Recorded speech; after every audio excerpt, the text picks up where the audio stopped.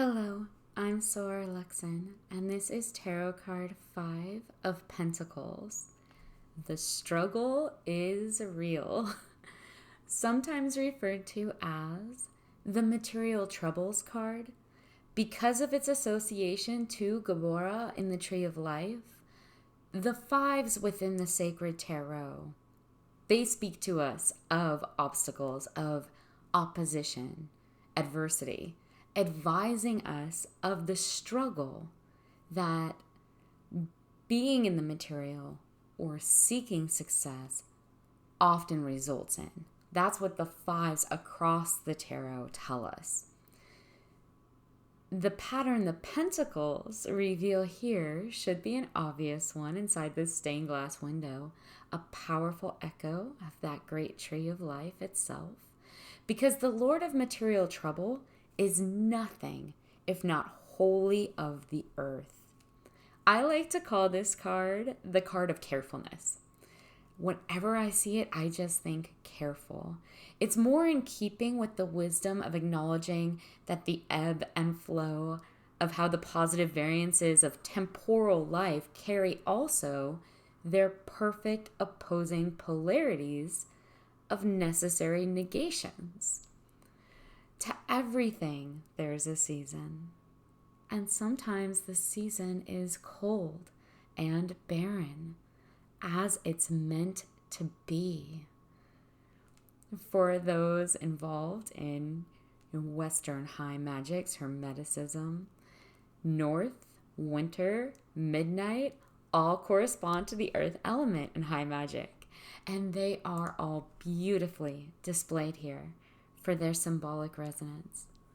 We also are shown very clearly the material aspect of a world of the senses, because there is no denying that the two people on this card are feeling things. They feel the cold, biting snow on a barren foot. That's a sensation. The pain of an injury as the body is forced to continue onward and is going to report that pain physically back to us on the material plane. That's a sensation. The suffering of our material vessels, the roughness of the cloth fabric that's being clung to here. This is such a wondrously sensation-filled card. If you are of the mind that we are in a biologic form to experience what the material has to offer us, this is part of what the material has to offer. This earth card will show you that absolutely. That experience of manifested material things and sensation. The responsibility we have to those things, whether or not we find them appreciable or convenient, is also right here in Taurus. Responsibility, practicality. Practicality has its role to play in the minor arcana of the earth deck. It's very important. Ruling Mercury in Taurus from the 1st to the 10th degree. What we're looking at here is an acknowledgement of loss, of these individuals being reduced to uncomfort, toil, strife, and no small amount of struggle. They're wearied, injured, dragging themselves through the snow, while the shining red rose light of illumination, it's just being illuminated from that beautiful stained glass window, that beacon above and behind them from where we view inward. So we look at this scene, and behind them is this glorious windowscape. And again, that wondrous rose. Reconciliation of divinity and manhood is no small symbol to turn one's face away from. The second, the inner order, is the red rose within the Golden Dawn traditions. And of course, anyone involved in the occult is going to know that the red rose is a very, very empowering, bespeaking symbol. So here, it's ever radiating. But these two people cannot turn their heads up from their struggles to notice that beauty and warmth. This is also sometimes referred to as the poverty card, because with an acute attachment to earthly things, those things that are material in nature and in many respects necessary to our biologic well-being, like we need to eat, we get hungry. But with an attachment to those necessities of the physical plane comes a need for some work in order to have them well in hand. We have to plant and grow, harvest the food in order to eat it so that we're not hungry. So growing things, building structures of all sorts, corporations are a structure, shelter, businesses, large material projects, gaining earthly knowledge. Again, what's within that building behind them that seems to offer so much generosity and shelter from the storm, right? And there's a sense of crossing that threshold, seeking out earthly knowledge, seeking out how it can be applied in non-earthly ways, educating oneself to the science and necessity of the physical plane, working the land in order to generate and then store food, like I said. All of these things are attached to the Earth Pentacle. They're attached to that sign, and with the temporal labors that are involved to pursue these necessities comes the fallout of those toils. If you have to work the land all the day, chances are your body's going to break down over time. That is simply how manifested material reality works. What's important to hear in the Five of Coins is that despite their inability to see it within the card, the brighter future, the other vista, is there. If you lose money, for instance, sometimes you have to do a lot of very hard work to get it back.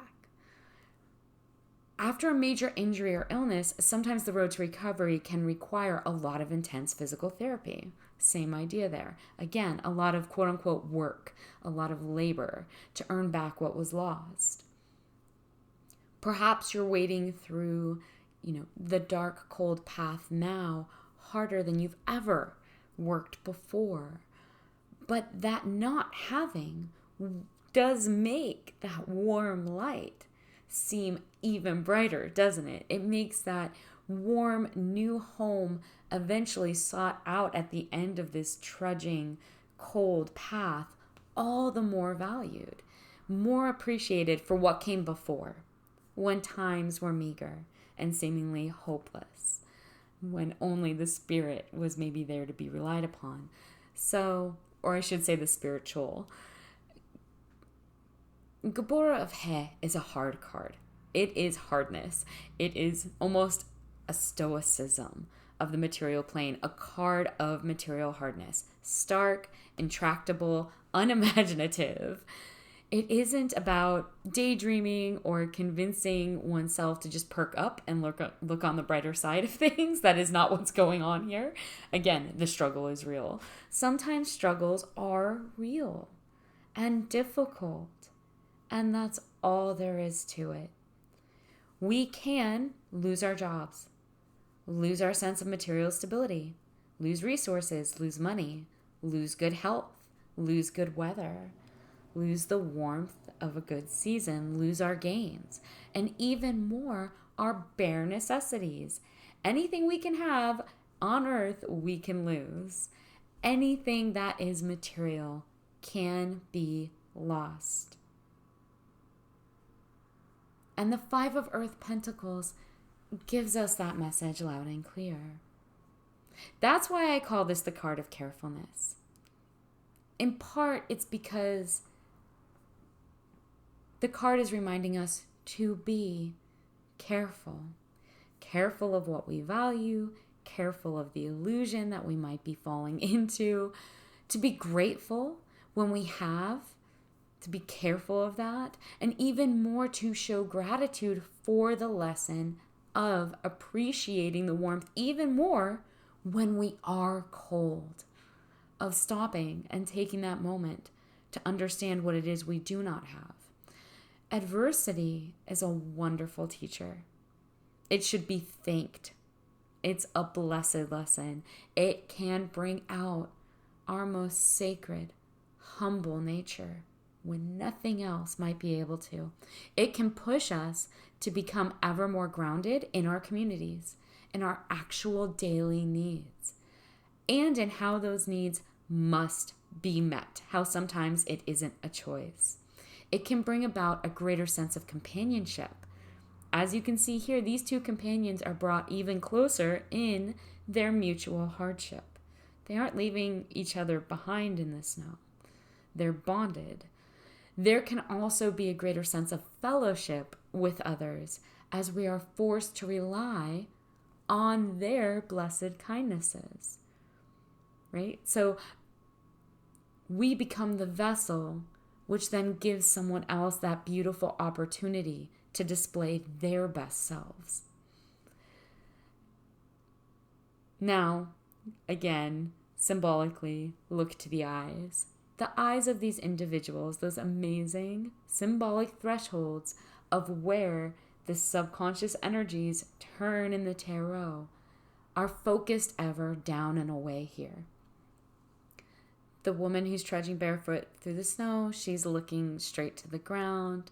The injured male individual looks kind of away or askance, a sense of, bewilderment or pain.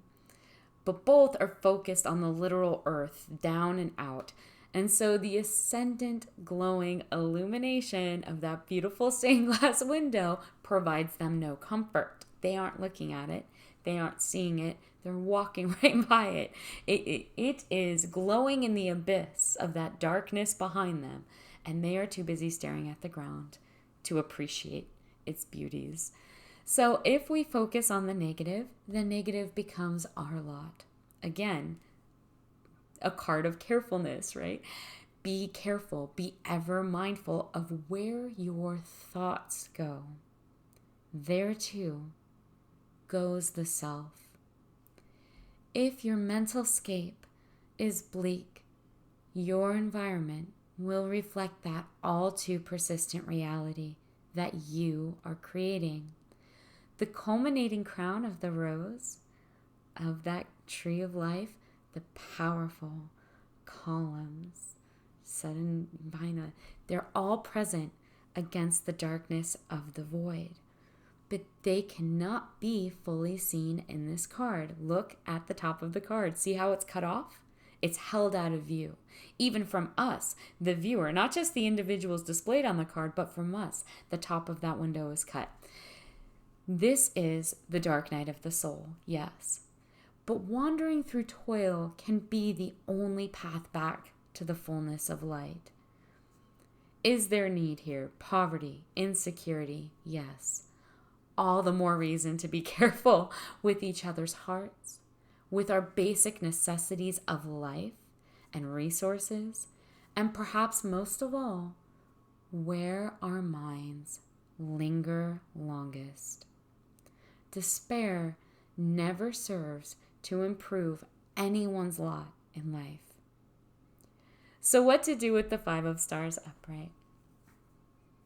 Well, if it was the 1500s and you had a wasting disease, I would say recognize that wasting away is a part of temporal manifestation and it will require strength and time to get that back. But we aren't there, right? So now, in modern times, the 5 of Pentacles upright, what can you do? You can stop to ask yourself questions like, how strong are we? How strong am I? What can I endure? What must I endure? The shifting nature of the manifested material has the function of experience in its loving embrace. Often that embrace is painful, but will we take that gift, that experience, and apply it, or keep our eyes ever down and trudge endlessly through the cold path of a snowy midnight? Is our peril absolute? Or is there a window behind us? Is there a light? Is there a great building where shelter might be sought? Will we find the way in to that inner sanctum? Can we see the beauty in being not alone? even when we are seemingly at our worst, or when we do turn away from our friend. Will we turn away from our friend when the night is at its bleakest? Or will we see that someone's right there with us? What to do when you're faced with the Five of Pentacles? You know what to do. You have to keep on keeping on. The struggle is real, and the sensations are real, and the power of that is real in this form, in the material realm. And what a blessing of opportunity to experience and learn it is. Reversed. In the Five of Pentacles reversed, we have hard times, yes. Tribulation, still, yes. Limitations, weakness, risk. But all are lessened or about to be overcome within this reversal. The release of emotional blockages, maybe a psychological, you could have had a Jungian thing that was holding you back. That's going to release. Or possibly emotional limitations. Maybe an emotional loss of some kind that we've had. Those are all likely coming to a healing culmination here in this reversal. Resource and or financial burdens, problems, they are all likely to lessen or alleviate entirely, usually through an act of kindness. As the snow rises to be above in its brightness, and we see all that light come to the top of the card, and then again, the structure within. So whether or not we ever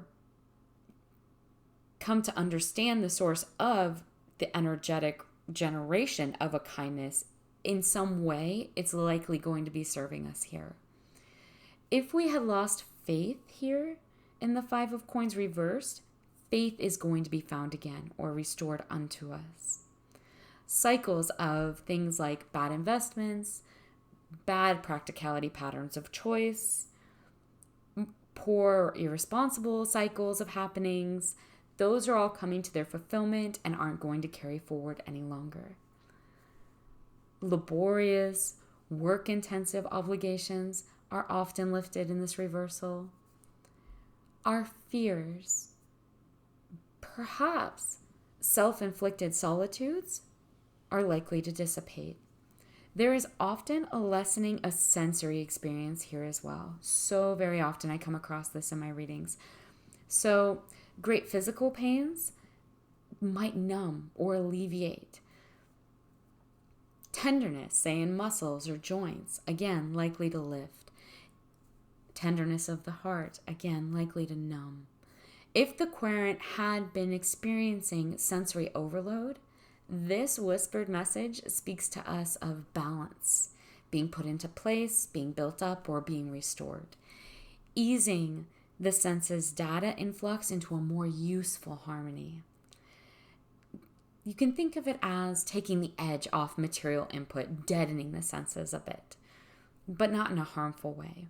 Dulling the senses sometimes can be a good thing if they are overwhelming. Sensory overload, especially in modern times, it can affect anyone and overstimulate. And overstimulation that can't or isn't controlled, that's why it's called overstimulation, comes with a host of troubling side effects, problematic conditions. Often, I watch the Five of Coins rise from the deck for those suffering through PTSD. And the reversal here usually speaks instead to that constant trial now lessening somewhat, or the quality of life improving for the querent.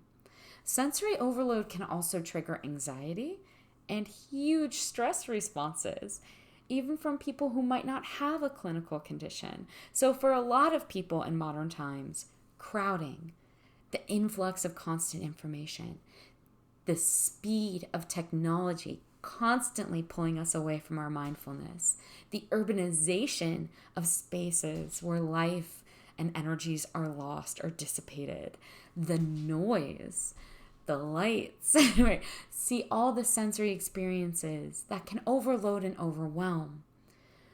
So when I'm in cities, the condition of having more input than the brain can healthily process is pretty common among querents, and the Five of Stars tends to jump forward when its reversal is revealed.